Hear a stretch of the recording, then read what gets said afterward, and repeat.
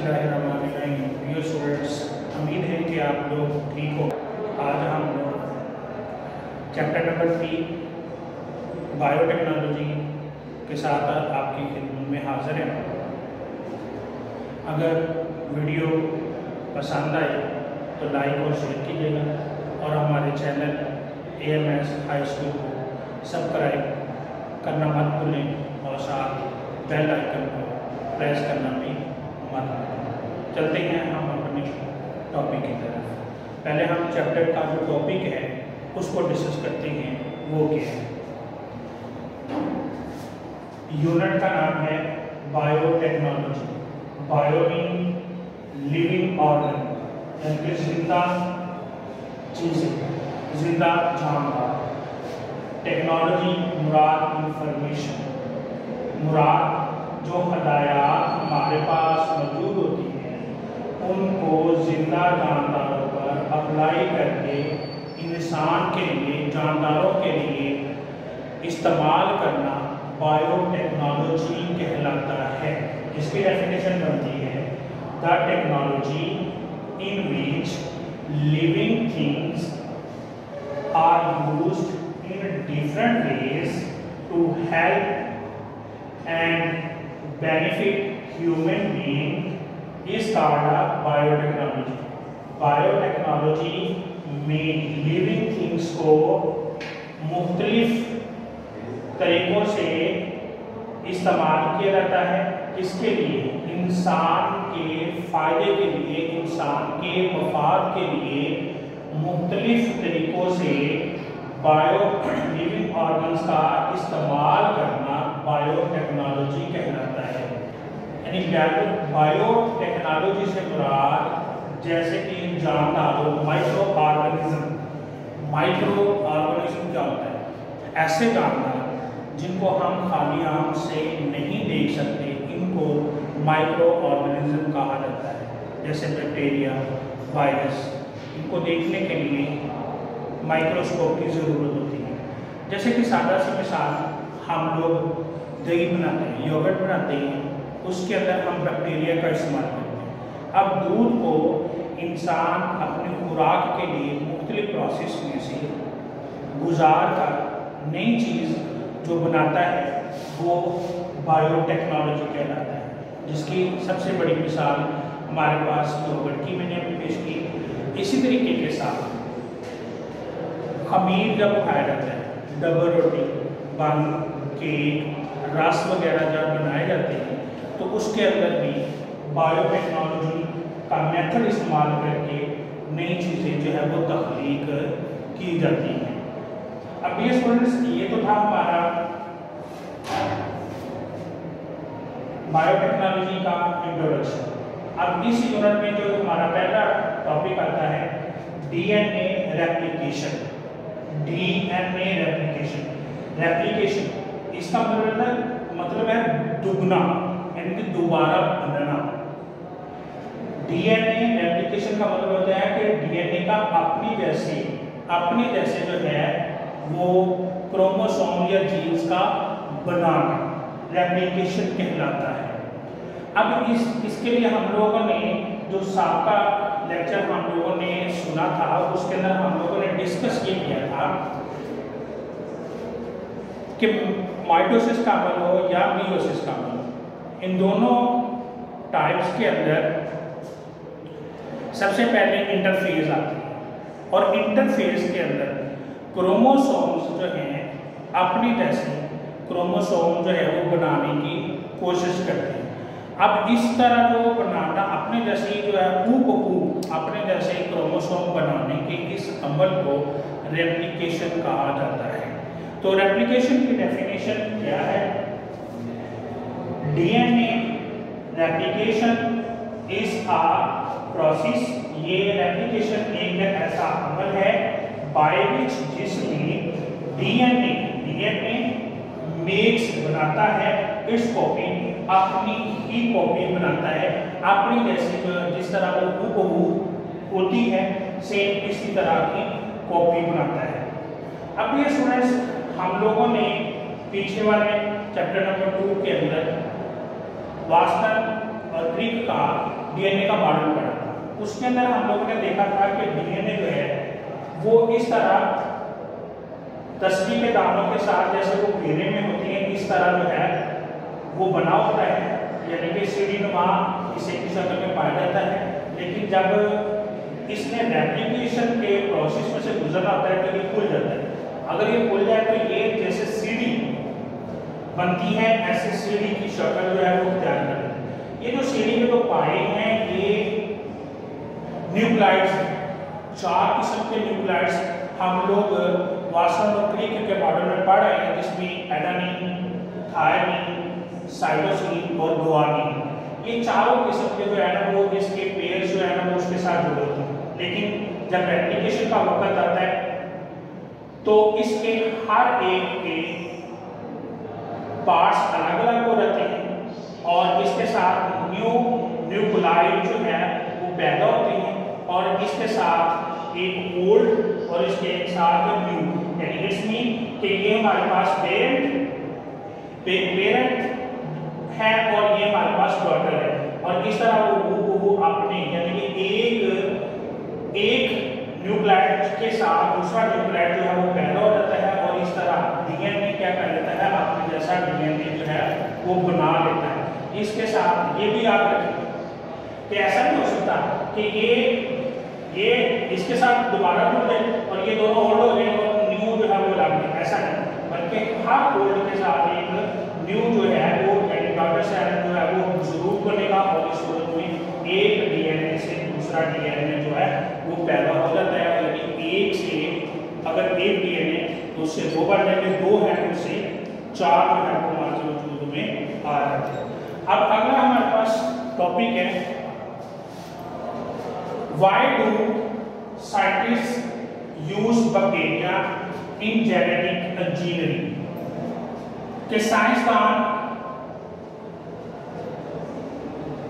आकर बैक्टीरिया को क्यों ही जेनेटिक इंजीनियरिंग में इस्तेमाल करते हैं, इसकी क्या वजह है? इसकी सवाल का जवाब ये है, इजी टू ग्रो। बैक्टीरिया की सबसे बड़ी इस्तेमाल करने की वजह ये है कि ये बहुत जल्दी ग्रो होते हैं। ये तकरीबन हर 20 मिनट के बाद बैक्टीरिया हर 20 मिनट के बाद 2 बैक्टीरिया में तकसीम होता है। यानी कि अगर हमारे पास बैक्टीरिया एक बैक्टीरिया मौजूद है तो 20 मिनट के बाद एक बैक्टीरिया 20 मिनट के बाद आफ्टर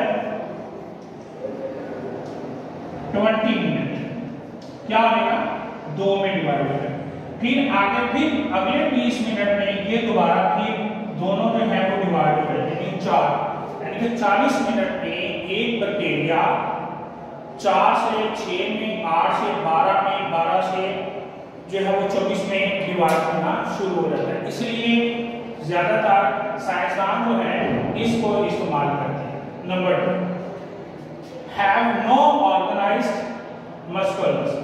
मसल जो है इसमें ये बिल्कुल सिंपल है, इसमें मसल्स नहीं है, इसमें ऑर्गन सिस्टम नहीं, कोई इतना मौजूद कॉम्प्लिकेटेड मौजूद नहीं है जिसके साथ इसको पढ़ने में, इसको काम करने में मुश्किल का सामना नहीं करना पड़ता, बल्कि इसके अंदर 2-3 चीजें होती है। एक होता है साइटोप्लाज्म, एक क्रोमोसोम का गुच्छा होता है, दूसरा होता है प्लाज्मिड। अब ये जो प्लाज्मिड है क्रोमोसोम तो अलग है, प्लाज्मिड जो है ये डीएनए को, ये भी डीएनए की ही शक्ल है जिसको बड़ा इजीली, बहुत इजीली हम बैक्टीरिया से अलग कर लेते हैं। और इसकी वजह से, प्लाज्मिड की वजह से इसके अंदर कोई भी चीज नया जो जीन्स क्रिएट करने के लिए या प्रोड्यूस करने के लिए प्लाज्मिड जो है वो इजी भी है, इसको बैक्टीरिया से अलग करना बहुत आसान होता है। इसलिए ज्यादातर साइंटिस्ट जो है बायो टेक्नोलॉजी में या जेनेटिक इंजीनियरिंग के अंदर बैक्टीरिया का इस्तेमाल करते हैं।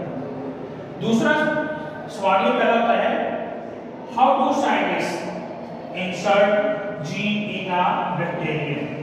बैक्टीरिया के अंदर जीन्स को कैसे दाखिल किया जाता है, ये भी हमारे इस टॉपिक का अहम सवाल है कि आखिर किस तरह जो है बैक्टीरिया जो है इस्तेमाल करते हैं। इसके लिए सबसे पहले आता है डोनर सेल। डोनर सेल वो सेल होता है जिसके लिए हम लोग डिजायर जो है वो जीन पैदा करना चाहते हैं। अब इन डिजायर जीन्स को पैदा करने के लिए पहले डोनर सेल के जो क्रोमोसोम है वहां से डीएनए एंजाइम के जरिए से लिया जाता है, यानी कि genes cut from the donor, यानी कि जीन जो है वहां से लिया जाता है और उसे बाहर निकाला जाता है। इधर से बैक्टीरिया के प्लाज्मिड को बाहर निकाला जाता है। जब बैक्टीरिया के प्लाज्मिड को बाहर निकाला जाता है तो जो एंजाइम हम लोगों ने डोनर सेल से जीन को काटने के लिए इस्तेमाल किया है, वही एंजाइम हम लोग प्लाज्मिड को काटने के लिए इस्तेमाल करते हैं और वो इस तरह अलग से काट दिया जाता है। अगर ये तो पूरा है तो डेफिनेटली इसका इस्तेमाल तो नहीं होगा। इसके लिए जगह बनाने के लिए इसको यहाँ से काटना पड़ेगा। जब इसे काटा जाएगा तो यहाँ पर ये ऊपर वाला हिस्सा जो है वो खाली हो जाएगा। हम लोग ये वाला जो डिजायर्ड जो जीन्स है इसको हम लोग इसके ऊपर लगा देंगे। जब लगाएंगे तो इस तरह हमारे पास रिकॉम्बिनेंट जो है वो डीएनए पैदा हो जाएगा। अब इस रिकॉम्बिनेंट डीएनए को क्या किया जाता है, बैक्टीरिया में दोबारा दाखिल कर दिया जाता है। अब जो दोबारा जब इसमें दाखिल कर दिया जाता है तो इसको कहते हैं जेनेटिक मॉडिफाइड बैक्टीरिया। अब जेनेटिक मॉडिफाइड जो बैक्टीरिया बन जाता है, तो जैसे मैंने अभी इससे शुरू में ये बात कही थी कि बैक्टीरिया जो है वो हर 20 मिनट के बाद जो है वो दो हिस्सों में डिवाइड होता है। तो इस तरह जो बैक्टीरिया हम लोगों ने डिजायर जो भेजा है वो दो हिस्सों में डिवाइड हो गया। जब दो हिस्सों में डिवाइड हो गया तो यहाँ पर जरा गौर से देखें कि साइटोप्लाज्म भी दो हिस्सों में डिवाइड होगा, क्रोमोसोम भी दो हिस्सों में डिवाइड होगा और डेफिनेटली जो हमारे पास प्लाज्मिड है वो भी डिवाइड होगा। और ये स्टूडेंट्स एक और बात याद रखें कि जब हमें किसी चीज की जरूरत नहीं होती, किसी चीज की जरूरत नहीं थी, जैसे इंसान के अंदर निजामी जो खुराक खाई जाती है और जो खाने के दौरान इस्तेमाल होती है वो तो जुज़ुए बदन बन जाती है, लेकिन जो बाकी चीजें हैं एक्स्ट्रा मटेरियल उसको जिस्म से रिमूव कर लिया जाता है। अब यहाँ पर ये जो हम लोगों ने बैक्टीरिया के अंदर जो डोनर से तो हम लोगों ने जीन्स लिया था, अब इसको जरूरत नहीं होती, ये एक एक्स्ट्रा चीज जो है वो बन जाती है और इसमें से ये वाली चीजें, ये जो बनने वाला मटेरियल है इसको अलग कर लिया जाता है, जिसको हम लोग क्या कहते हैं, प्रोटीन कहते हैं। और ये प्रोटीन जो है वो हम लोग जो डिजायर्ड जीन है उसके तौर पे हम लोग इस्तेमाल करते हैं। तो डियर स्टूडेंट्स, ये था हमारा टॉपिक, यानी कि साइटोप्लाज्म जो है वो बैक्टीरिया ही क्यों इस्तेमाल करती हैं, उसका जवाब हमारे पास कि ये बिल्कुल इजी ग्रोथ है। दूसरा, इसमें कॉम्प्लिकेटेड नहीं है, बिल्कुल सादा ऑर्गेनिज्म है। इसमें क्रोमोसोम भी होते हैं और प्लाज्मिड भी होते हैं, लेकिन प्लाज्मिड को सेल से अलग करना जो है वो आसान होता है। दूसरा सवाल ये था कि how do scientist insert genes in a bacteria के अंदर जीन्स को किस तरह जो है वो दाखिल किया जाता है। तो उसके लिए पहले हम लोगों ने क्या किया, डोनर सेल से डिजायर जो जिससे हम लोगों ने जो चीज क्रिएट करवाना चाहते हैं वहां से हम लोगों ने डीएनए लिया और डीएनए को काटने के लिए हम लोगों ने खास किस्म का एंजाइम लिया। फिर उधर से बैक्टीरिया है, बैक्टीरिया से प्लाज्मिड को अलग किया, प्लाज्मिड के अलग करने के साथ उसके अंदर से जो एंजाइम यहाँ पर हम लोगों ने डीएनए काटने के लिए लिया था वही एंजाइम जो है इसके प्लाज्मिड को काटने के लिए इस्तेमाल करेंगे। इस तरह ये वाला जीन और ये वाला प्लाज्मिड दोनों को इकट्ठा कर दिया जाता है, जिसको रिकॉम्बिनेंट डीएनए कहा जाता है। और इस रिकॉम्बिनेंट डीएनए को बैक्टीरिया में दाखिल कर दिया जाता है, जिसको जीएम बैक्टीरियम यानी कि जेनेटिक मॉडिफाइड बैक्टीरिया कहा जाता है। और इसके बाद जैसे भी बताया था कि हर 20 मिनट के बाद जो है एक बैक्टीरिया दो हिस्सों में तकसीम होता है, इस तरह दो हिस्सों में तकसीम हो जाता है। और इसके साथ साथ जो डिजायर्ड जीन है वो भी दो हिस्सों में तकसीम हो जाता है। और वहाँ वो दोनों चीजें जो हैं क्या होती हैं, एक्स्ट्रा मटेरियल होता है वो बाहर निकाल दिया जाता है, जो प्रोटीन के तौर पे इस्तेमाल किया जाता है। तो स्टूडेंट उम्मीद है कि आप लोगों को इस लेक्चर की समझ आई होगी। अगर फिर भी अगर कमी पेशी हो तो कमेंट्स के अंदर आप मुझसे पूछ सकते हैं। नेक्स्ट टॉपिक के साथ इंशाल्लाह आपको हाजिर होंगे। अल्लाह हाफ़िज़।